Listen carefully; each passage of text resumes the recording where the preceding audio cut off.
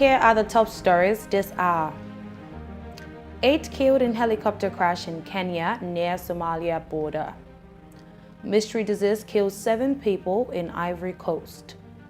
3 killed after drone attack in Iraq. Welcome to the World News on VOP TV. I'm Kayla Abraham. Now, a military helicopter crash in Kenya near its border with Somalia has killed at least 8 people. It was not immediately clear what caused the crash in the county of Lamu in coastal Kenya. Kenyan Defense Forces operate in the area to help deter the Al-Qaeda-linked Al-Shabaab group based across the border in Somalia. The Department of Defense mentioned that the Air Force helicopter crashed while on night patrol. Security agents speaking on condition of anonymity told journalists that all military personnel and crew on board the helicopter died. But the DoD, which mentioned that it condoles with the families of the crew, did not mention how many people were killed. Kenyan troops are also in Somalia under the African Union Transition Mission in Somalia to help in fighting Al-Shabaab. The Kenyan forces deployed to Somalia in 2011, but there are now plans to withdraw the multinational forces as Somali troops take over responsibility for their country's security. Al-Shabaab has increased attacks in Kenya in recent months, killing dozens of people in the border region as the rebels feel pressure from a Somali military offensive launched last year after the election of Hassan Sheikh Mahmoud as president in May. Now, 7 people have died in a village in central Ivory Coast near Bouaké, where 59 others were hospitalized due to an illness of still unknown origin. A hospital source disclosed that 7 people died, 5 at the Bouaké University Hospital and 2 in Nyangban, a village located about 30 kilometers to the south. The village chief of Nyangban, Emmanuel Ungwensan, confirmed that those who died are between 5 and 12 years old. A close friend of the chef, Celestine Coffee, indicated that according to rumors, corn porridge was the cause of the contamination. The mother of the first victim claimed to have bought porridge, which she gave to her son. She later disclosed that after an urge to go to the toilet, he started to vomit when given the drugs prescribed at a hospital. After being told to go to the Bouaké University Hospital, he died at the age of 3. In February, in the village of Po Koharonkro, also close to Bouaké, 2 people were sentenced to 5 years in prison after contamination with Clostridium, a bacterium which had caused 16 deaths. Now, a senior military official in Baghdad has disclosed that a drone which killed 3 Kurdish counter-terrorism officers had originated in neighboring Turkey and condemned the violation of Iraq's sovereignty. 3 members of the counter-terrorism forces of Iraq's autonomous Kurdish region were killed and 3 wounded in Monday's drone strike at Erbat airfield, southeast of the region's second city of Sulaymaniyah. Turkey has stepped up its drone strikes on Kurdish targets in both Iraq and Syria in recent months, although deaths among the Iraqi Kurdish security forces remain rare. Turkey's military action has principally targeted the Kurdistan Workers' Party and its Syrian Kurdish ally, the People's Defense Unit. Iraqi Kurdish authorities stated that a Turkish drone strike on Sunday killed a senior PKK official and 3 fighters in the Sinjar Mountains of northwestern Iraq. The United Nations mission in Iraq condemned the attack on Erbat airfield. Now, fighting has continued in southern and eastern regions of Ukraine as Kiev claimed to have downed dozens of Russian attack drones across the country overnight on September 18 to 19 as Ukrainian President Volodymyr Zelensky prepared to press for further international support in a speech at the United Nations. Zelensky is expected to use a speech before the 78th UN General Assembly in New York on September 19 to urge the United States and other allies to step up military and other contributions to the fight against Russia's unprovoked 18-month-old invasion. Pressure from the United States and other allies has reportedly mounted on Ukraine to demonstrate success and amid criticisms about the pace of the Ukrainian military's push to retake Russian-occupied areas of southern and eastern Ukraine. Zelensky explained a defense reshuffle that included replacement of his defense minister and 6 deputies by saying new approaches were needed as Kiev's 4-month-old counteroffensive continues. His plan to meet with senior U.S. lawmakers and other officials in Washington later this week. After his arrival in New York, Zelensky visited a hospital where seriously wounded Ukrainian soldiers are treated, presenting some with medals for courage. Meanwhile, China's top diplomats began several days of security consultations with Russian officials following his weekend talks with U.S. President Joe Biden's national security advisor in Malta. Foreign Minister Wang Yi, who simultaneously holds the ruling Communist Party's top foreign policy post, will be in Russia till Thursday for strategic security consultations. Wang opened his talks with Russian Foreign Minister Sergei Lavrov by hailing strategic cooperation between the two countries and their shared commitment to a multipolar world and more just world order, terms Moscow and Beijing used to describe their efforts to counterbalance the perceived U.S. domination of global affairs. He stressed that Russia-China cooperation isn't directed against anyone and isn't influenced by any other countries. Lavrov emphasized the importance of Russian-Chinese cooperation for ensuring justice in world affairs, for ensuring a balance of interest in the process that are developing in a variety of directions.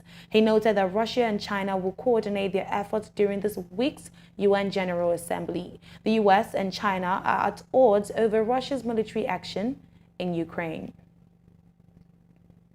Still, Turkish President Recep Tayyip Erdogan has stated that he trusts Russia as much as he trusts the West.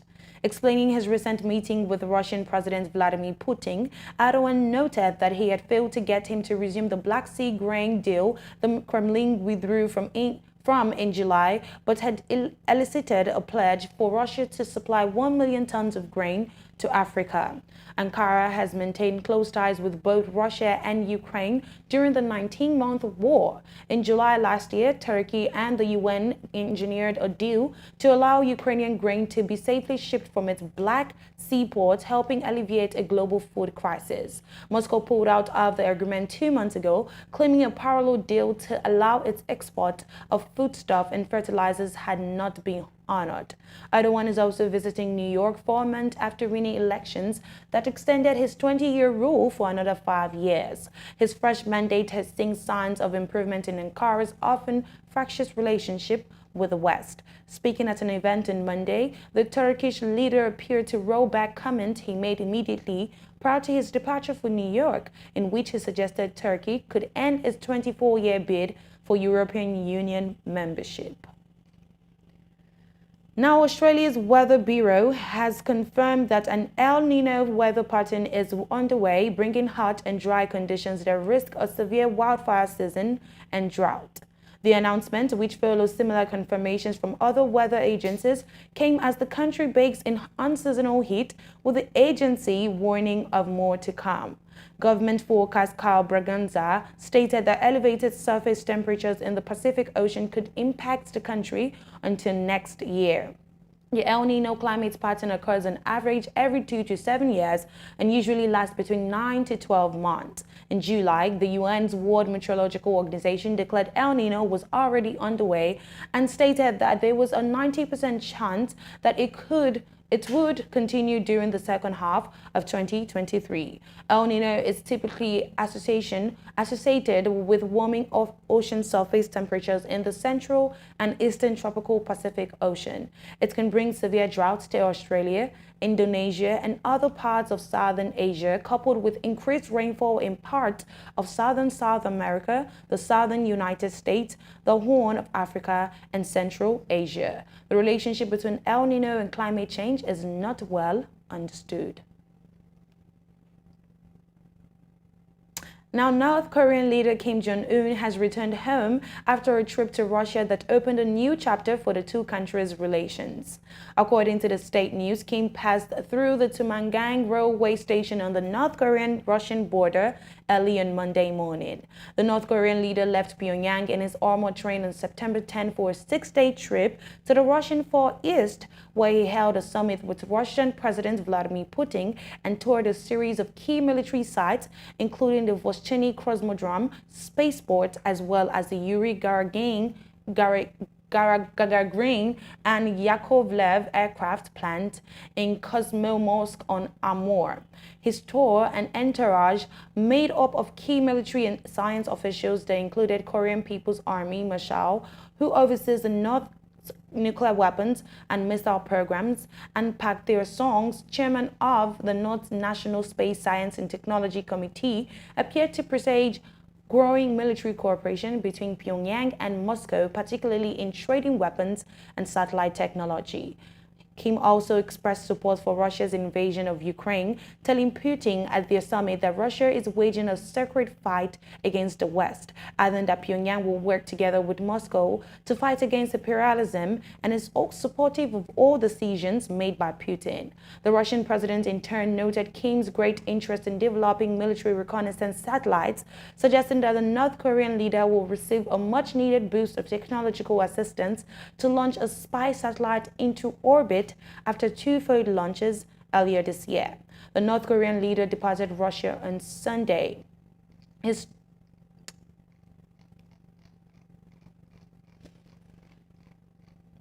Now, according to the Marine Corps and a defense official with knowledge of the search, crews are working to recover the debris of an F-35 fighter jet that went missing in South Carolina over the weekend as an investigation is underway into the mishap that forced its pilots to eject. The jet's debris field, about 2 hours northeast of Joint Base Charleston, was discovered on Monday after a multi-agency search from the ground and the air for the F-35B Lightning II jet, described as the most lethal, survivable and connected fighter jet in the world. Joint Base Charleston stated that the fighter jet had gone missing after the pilot ejected and was taken to local medical facility in stable condition. Before the debris field was found, the military made an unusual plea to the public for help finding the F-35 jet, saying its last known position was near Lake Muteri and Lake Marion, northwest of city of Charleston. Community members are now being asked to stay away from the fighter's jet's remains while recovery crews work to secure the debris field in Williamsburg County. New York hosts the six-day UN General Assembly with some world leaders, including Rishi Sunak and Emmanuel Macron, notable by their absence. For 2 years, it was the coronavirus pandemic, then it was Russia's war in Ukraine. Throughout it all, the perils of climate change, poverty, and inequality have steadily increasingly thrummed through each convening of world leaders at the UN General Assembly. As the 78th session opens, there's no single clear crisis set to dominate the general debate, as none of the aforementioned ones have been resolved. The high-level meeting will be set against the backdrop of an ongoing war, new political crisis in West Africa and Latin America, a lingering coronavirus, economic instability, widening inequality, and fresh natural disasters in the form of devastating earthquakes, floods, and fires. In the face of this tumult, the theme for this year's general debate will be rebuilding trust and reigniting global solidarity, accelerating actions on the 2030 agenda and its sustainable development goals towards peace, prosperity, progress, and sustainability for all. Heads of state and governments from at least 145 countries expected to take the dais at the river's edge. Among them will be Brazilian President Luiz Inácio Lula da Silva, U.S. President Joe Biden, and Ukrainian President Volodymyr Zelensky, all expected in the first day. This will be Zelensky's first in-person appearance at the United Nations since the Russian invasion of his country in 2022. The General Assembly voted to grant him special dispensation to submit a pre-recorded speech, but the parade of speakers will be marked by some key absences. While they are all sending representatives, the leaders of the rest of the permanent UN Security Council members, France, the United Kingdom, China, and Russia will not make the trip. The presence of Vladimir Putin would certainly have been surprising, but Emmanuel Macron is a regular attendee, and this will have been British Prime Minister Rishi Sunak's first opportunity to address the General Assembly. Macron cited King Charles III's imminent visit, Sunak a busy schedule. Now, the U.S.-South Africa Trade and Investment Executive Dialogue in September 18 built in partnership efforts and saw the launch of a yearly U.S.-South Africa Trade and Investment Forum. The dialogue also explored how this trade and investment forum can benefit growing U.S.-South Africa commercial ties. The dialogue was hosted by business organization Business Unity South Africa and the U.S. Chamber of Commerce Africa Business Center on the sidelines of the United Nations General Assembly. President Cyril Ramaphosa attended the dialogue. Ramaphosa stated that business leaders face global challenges to grow their companies and provide a return to investors. The global challenges include climate change, which is reshaping policy agendas and firm-level strategies, technological innovation, including the rise of artificial intelligence, and more complex geopolitics that are characterized by heightened tension between global powers, leading to fragmentation, hostility, and increasing protectionism. Some 185 migrants and refugees have arrived in Lampedusa after the boats they were traveling on were intercepted by Coast Guard and Finance Police patrol boats and escorted to port. The new arrivals took to 1,544 the number of people in the hotspot after a total of 475 people landed on the island on Monday. A group of 450 migrants and refugees were due to be transferred off the island by passenger ferry to Porto Empedocle on mainland Sicily later in the day. Transfers resumed on Monday evening after the authorities resolved the problem of overcrowding at the tent camp set up at the ports to receive people arriving from Lampedusa. The British government has stated that it was looking to force some healthcare staff to work during industrial actions as senior and junior doctors in England prepared to take coordinated strike action for the first time. Senior doctors, known as consultants, began a 48-hour walkout on Tuesday and will be joined by junior doctors on Wednesday. They are due to hold 3 further days of joint strike action next month. Doctors have stated that they will operate Christmas Day levels of service, providing emergency care. Health Minister Steve Barclay stated that France and Italy already had such measures in place. The government passed legislation in July which requires striking workers in key sectors such as rail and fire services to provide minimum levels of service during industrial action, but this did not include hospital staff. The government says around 900,000 appointments in the state-run National Health Service have already been cancelled as a result of doctor strike this year.